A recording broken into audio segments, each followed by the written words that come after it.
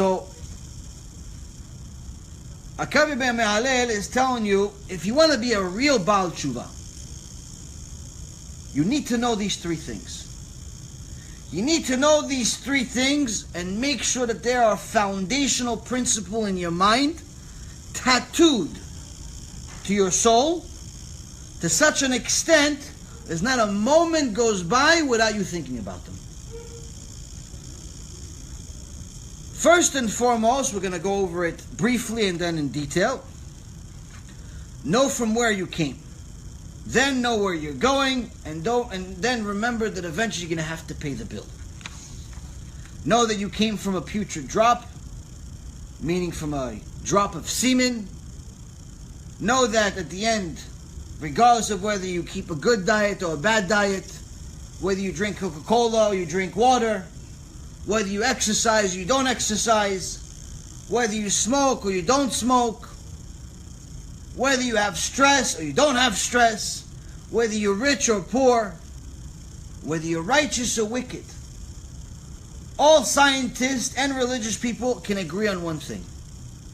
When your time comes, there's nothing you can do about it. Your time comes. And everyone goes to the place where the maggots and worms eat them. But after that is the important question. What happens after? If we're atheists, chash v'shalom, nothing. Turn to dust, eventually become a tree of some kind. They cut you up, make a book out of you. Nothing happens. Which in essence means you've lived a purposeless life. If someone says to you, listen, why? Steve Jobs lived a very purposeful life. He left a legacy behind. Home computers started thanks to him. iPods, iPhones, iPads, I this, I that. They almost gave him the letter I. Isn't that good? No, it's not. Why? Because he's not enjoying any of it. He's dead. He's dead. He's gone. And he was an atheist. At the end of his life, he did say that he realized that there has to be more. He did some form of tshuva of his atheism. But nonetheless, yeah, that's when he got sick. That's when he realized that he's not on top of the world, that he's not God.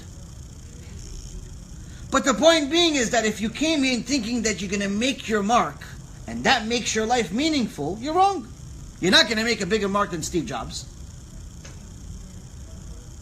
And anyone that looks at his life right now, he can't benefit out of it. He's dead.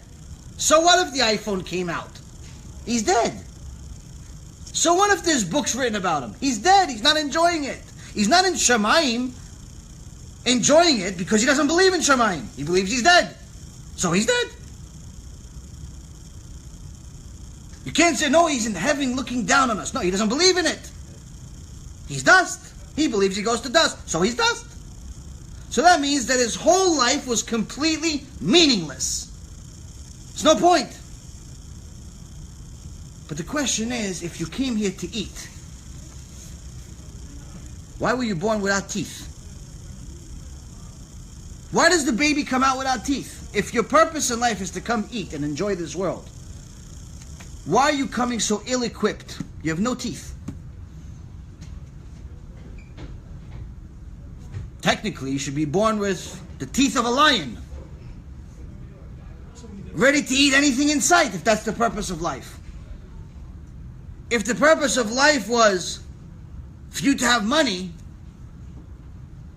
why is the vast majority of the population in the world, 7.5 billion people in the world, the majority of them are below middle class? The majority of them are actually in poverty. Why?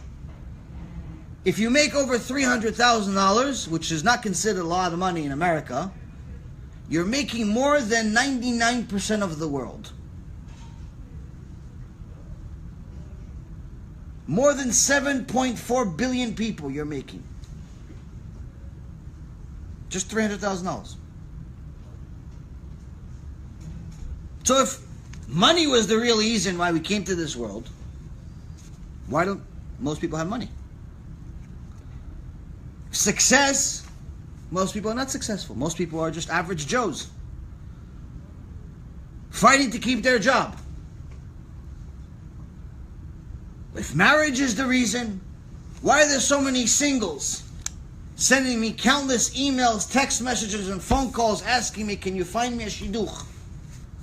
Why can't so many people find somebody? I have friends from childhood. They're in their 40s now. Nice guys, nice girls. Can't find somebody. They're looking in the wrong places, but that's a different story. Why can't they find somebody? So what? There's no purpose to their life because they can't get married? If bringing children to the world is the purpose, why do so many couples spend tens of thousands of dollars, tears, and emotional suffering to hopefully have the blessing of having a single child and still can't do it? I have a couple of students, got married, chuppah, kiddushin, everything, Baruch Hashem. They can't have a kid. They've been trying already for 2.5 years. Can't have a kid. My heart breaks for them. So what, they have no purpose? So it can't be. It can't be that all of these things are the purpose. Now, if you remember in the Mishnah of Avot, in the beginning of chapter 2, we heard a similar Mishnah from Rabbi Yehuda Nasi. Rabbi Yehuda Nasi said, "Da ma lemala mimcha, ayin roa ve'ozen shomat ve'kol ma'asecha besefer nichtavim." Know what is above you, a watchful eye, an attentive ear, and all your deeds are recorded in a book. Which Chazal is explaining to us here is very, very similar to what Akavya is saying. But softer. Softer. Softer approach. And Chazal explains the reason why there's a softer approach is because when someone's sleeping and they don't really know where they are, someone is in this world and he's treating life like it's a thing to do. I'm here, might as well live. I'm here, might as well go to work. So I can make money, so I can buy a house, so I can get married and have some kids, read some books, go on vacation, eat, sleep, and do it all over again every day. And one day I die, and that's it. Someone is just going through life, going through the motion, without realizing or having even the minutest clue of why. A person in such a position is in a very, very dangerous state. So dangerous that he could live his entire life without even knowing why. Without ever knowing that he is different than the lion in the jungle. Without realizing that he's different than the cow he just ate. Thinking that him and the monkey are close. We're distant cousins. The difference between us, he doesn't like to wear clothes. But in reality, he has no idea why he's alive. He's just going through the motion. But if he ever thought about it for a moment, he'd realize that everything he's living for is nonsense. It can't be for money. It can't be for his wife. It can't be for the husband. It can't be for the kids. It can't be for fame and fortune. It can't be for all of these things we mentioned and all of the reasons of what drive people to live. And the reason why is because we see that many people that have achieved those goals as soon as they lost one of them, even though they may still have everything else, they still commit suicide. They still feel like they have no reason to live. Wait a minute, you lost your money, but you still have the wife, you still have the kids, you still have the career, you didn't get fired. You still have the knowledge, you're still smart, people still like you, all these different things. You still went on vacation last year 6 times. You have memories of the lions in the, in the jungle. Why are you killing yourself? Why? Because you lost a few $1,000,000? Big deal, make it again. Even if you can't make it again. Nothing else is the purpose? Why are you killing yourself? Why are you depressed? If there's no purpose, if your real purpose is to make money, if your real purpose is to have children, why are you upset when somebody else dies? He's not part of your purpose. What are you crying about? He or she is not part of your purpose. What difference does it make to you? So everyone that thinks about this for a moment knows that atheism is a choice. It's not a belief. It's a choice.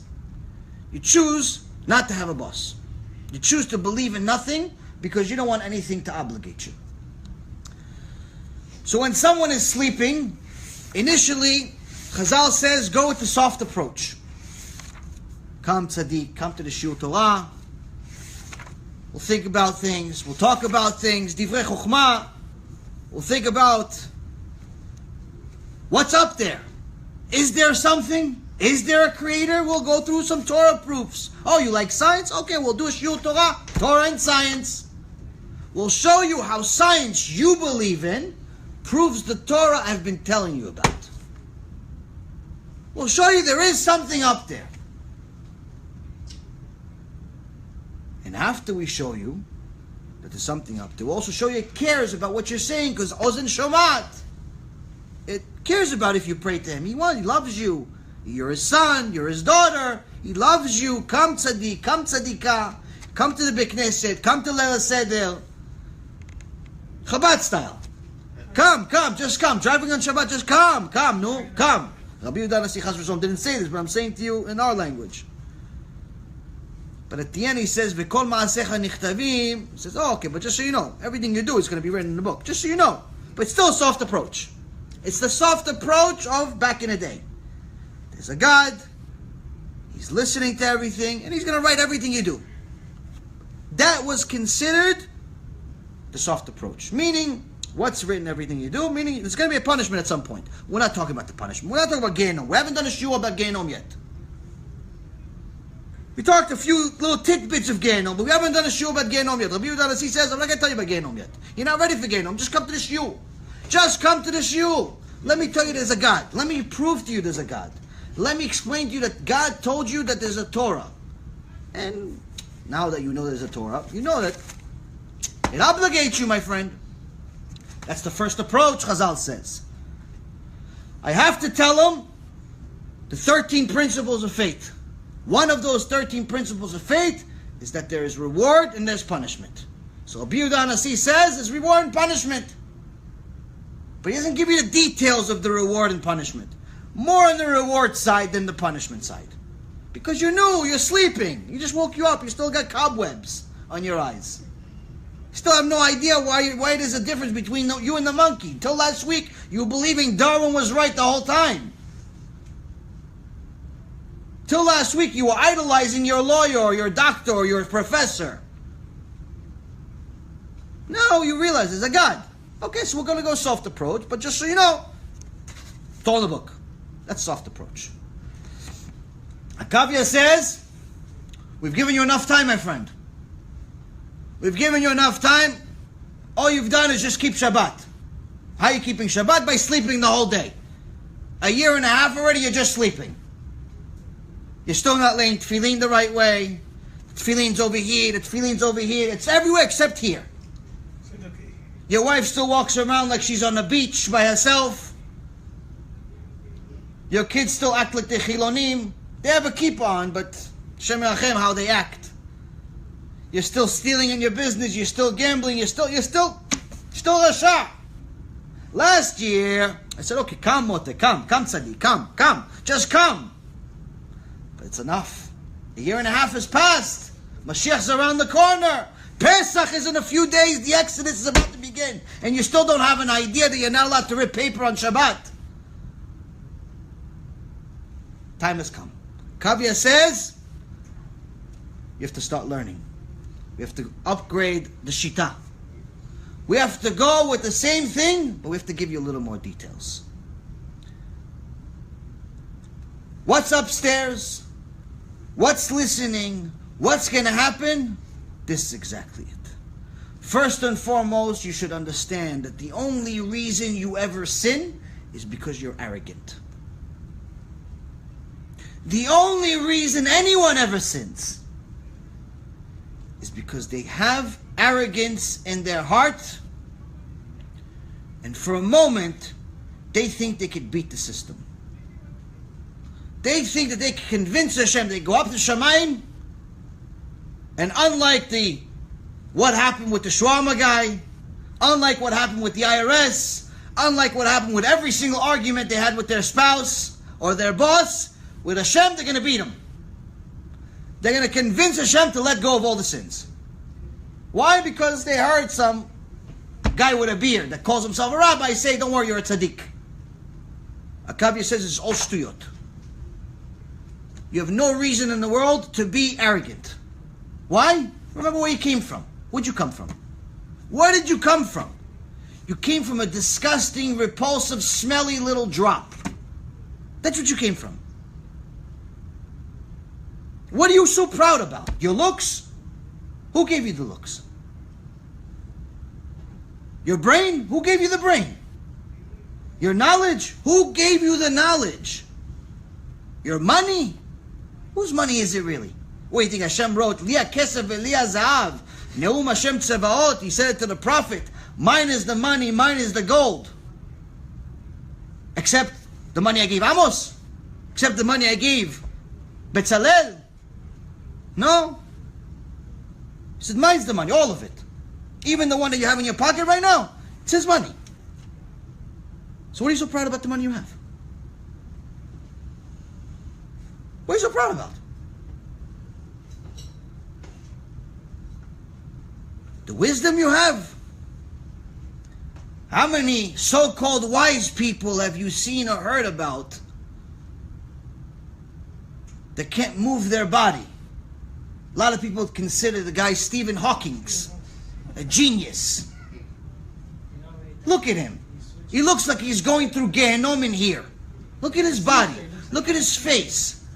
Look at his life. Who wants that life? He's divorced multiple times. I don't even know why anybody would marry the guy in the first place. From what I hear about, he has a repulsive personality. But even if he's a tzaddik, let's say, even if he's a nice guy, who wants to live in that body? Can you go to the bathroom? He's considered smart. Means nothing. Means nothing. Who gave him that? But he uses that tool to go against God. So Kavya ben Mehalel is saying to you first and foremost to remind yourself not to sin. I've heard enough. New arrival screams echoing through the hallway to know that this ain't good. Once they pass them through the infierno, they don't come back. It's enough to make you go crazy. Do not think we fear you, Spirit.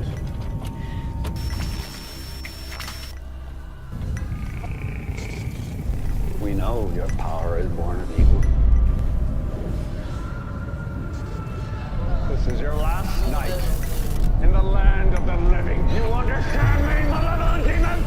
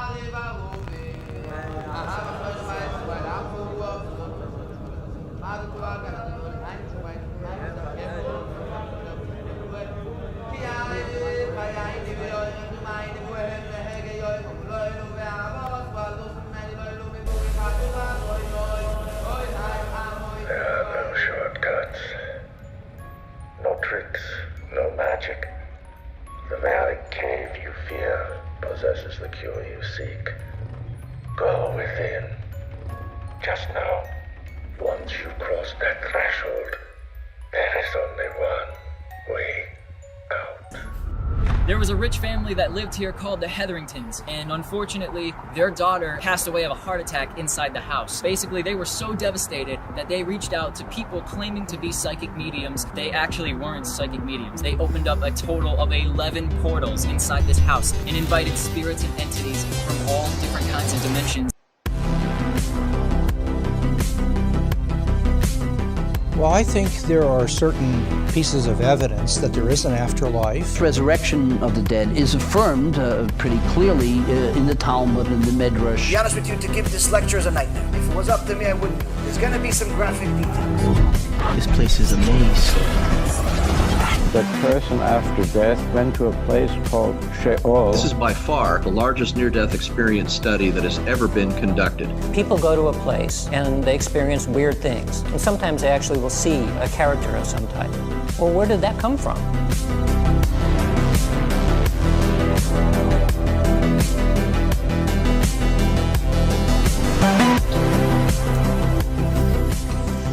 I don't know why that one chain is swinging back there.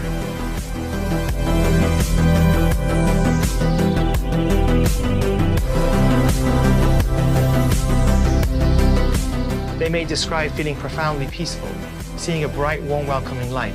Some people describe watching doctors and nurses working on them with incredible accuracy. Next thing I knew, I was above my body watching the operation. How long did you feel like you were gone? I went to a place of timelessness. And so what that means, it could have been a second, could have been 5 minutes. I don't know.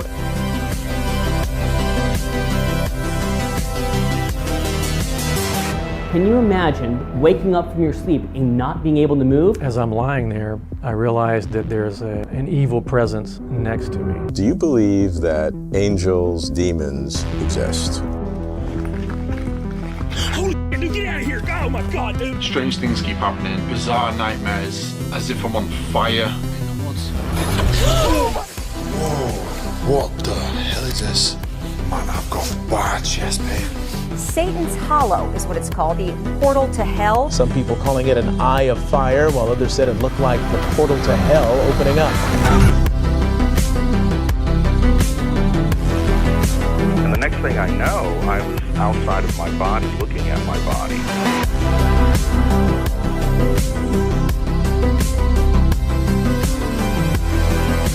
What I'm going to do is called claromancy, the art of throwing lots or throwing bones. 2,000 years of experience, passed down, recorded, of how demons work. God has them all on a leash, and he lets the leash go enough to let them tempt us, because that's what makes us spiritually stronger. I'm trying to be as graphic as possible so you understand what we're talking about. It's your ticket to reality. It's your ticket to freedom. It's your ticket to immortality. Is there an afterlife? Is there a It's God? the type of information that can keep you away from the Yetzirah. What happens to us after we die?